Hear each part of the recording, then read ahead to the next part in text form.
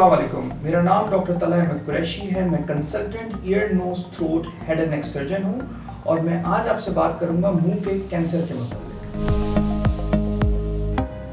Cancer दरअसल जिस्म के किसी भी हिस्से के खलियात यानी सेल्स का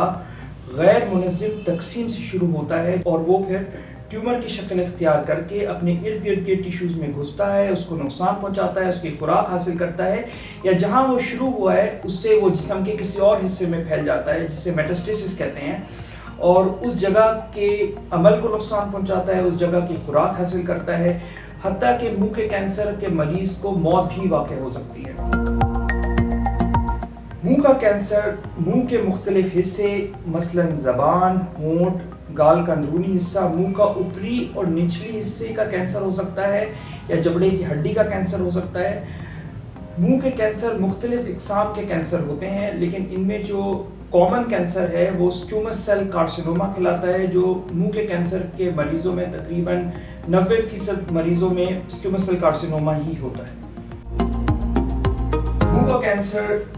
दुनिया में तकरीबन 2,75,000 केसेस सामने आते हैं मुंह के कैंसर के सालाना और जिनमें तकरीबन 1,28,000 अमवात होती हैं। अक्सर मरीज़ जो मुंह के कैंसर के हैं वो डेवलपिंग कंट्रीज़ में होते हैं और पाकिस्तान में कराची मुंह के कैंसर का गढ़ बन चुका है। यहाँ पर तहकीक से पता चला है कि अक्सर मरीज़ को कैंसर गाल के अंदरूनी हिस्से में होता है और ज़्यादातर 50 साल या उसके करीब होते हैं और ज़्यादातर ये बीमारी मर्दों में पाई जाती है। इसकी वजूहात आमतौर पे तंबाकू का इस्तेमाल है, जिसमें तंबाकू चबाने वाला या सिगरेट नोशी की फॉर्म में तंबाकू, इसके अलावा छालियों का इस्तेमाल, अल्कोहल का इस्तेमाल या डेंचर्स का गैर मियारी फिटिंग या जिन्याती मसाइल या जेनेटिक प्रॉब्लम्स या फिर वायरसेस भी मुंह का कैंसर कर सकते हैं, खास तौर पे मुंह के पिछले हिस्से का कैंसर। ये चीज़ गौर करने की है कि अगर कोई शख्स ये चीज़ें जैसे कि तंबाकू नोशी छोड़ भी दे फिर भी उसको मुंह का कैंसर होने के चांसेस हमेशा रहते हैं।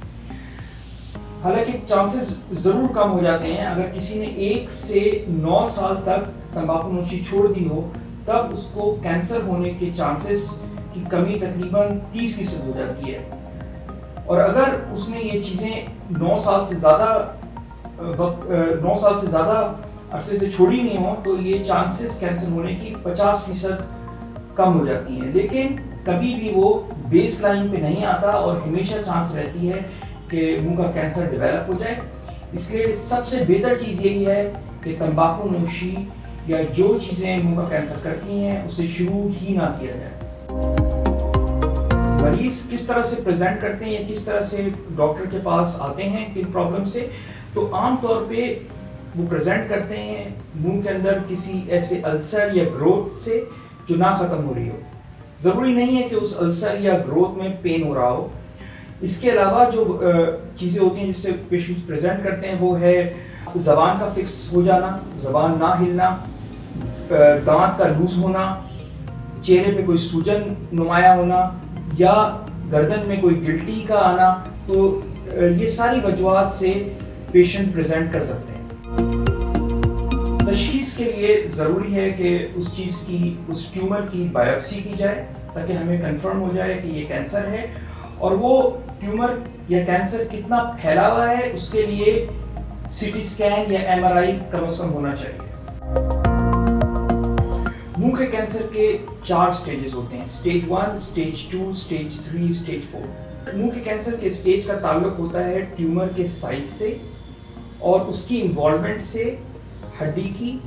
स्किन की, प्रीवर्टिब्रल फेशिया की या बीमारी के फैलाव से, जैसा कि गर्दन में फैलाव से या जिस्म के मुख्तलिफ हिस्से में फैलाव से। ये बात गौर करने की है कि हर बढ़ते हुए स्टेज से 5 साल की सर्वाइवल या बका कम होती रहती है। इसलिए ये बात बहुत ज़रूरी है कि तशखीस जल्द से जल्द की जाए ताकि पेशेंट की सर्वाइवल बेहतर हो सके। अगर निकल सकता है तो इनिशियल ट्रीटमेंट सर्जरी है, फिर उसके बाद फैसला होता है कि कीमोथेरेपी और शुआएं लगनी है। कभी कभी सर्जरी काफ़ी होती है, कभी कभी सर्जरी के साथ शुआएं اور کیموتھراپی کی بھی ضرورت پڑ سکتی ہے۔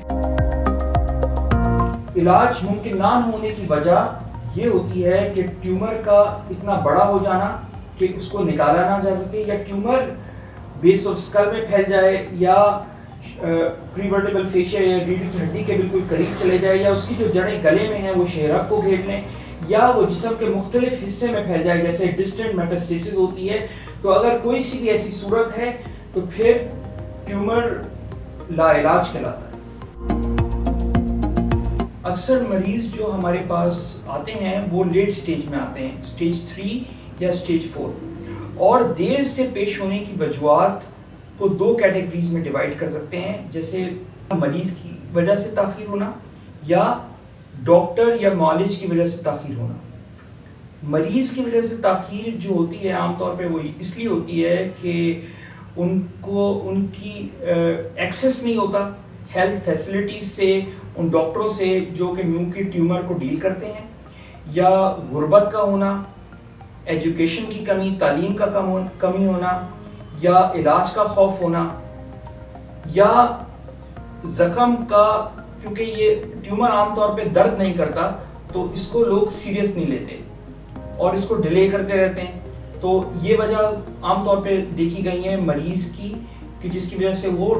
ڈیلیڈ پریزنٹیشن کرتے ہیں۔ ڈاکٹر کی طرف سے بھی تاخیر دیکھی گئی ہیں، خاص طور پہ وہ ڈاکٹرز جو عام طور پہ منہ کے ٹیومرز کو نہیں دیکھتے۔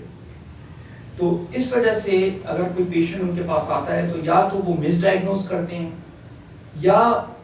اس کو سیریس نہیں لیتے، یا اس کی اگر بائپسی کرتے ہیں تو صحیح بائپسی نہیں کرتے۔ تو اس وجہ سے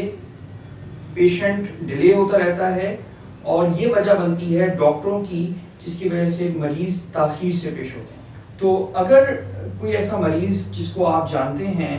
جس کو منہ کے اندر اگر کوئی ایسا زخم ہے جو کہ نہ ہیل ہو رہا ہو، یا اس کا دانت ہل رہا ہو، منہ سے خون آ رہا ہو، یا زبان فکس ہو گئی ہو، یا جلد پہ کوئی کلر کی چینجز آ گئی ہوں، یا کوئی سوجن آ گئی ہو چہرے پہ، یا گردن میں کوئی سوجن آ گئی ہو، تو اس کو چاہیے کہ وہ ہیڈ اینڈ نیک سرجن سے رابطہ کرے۔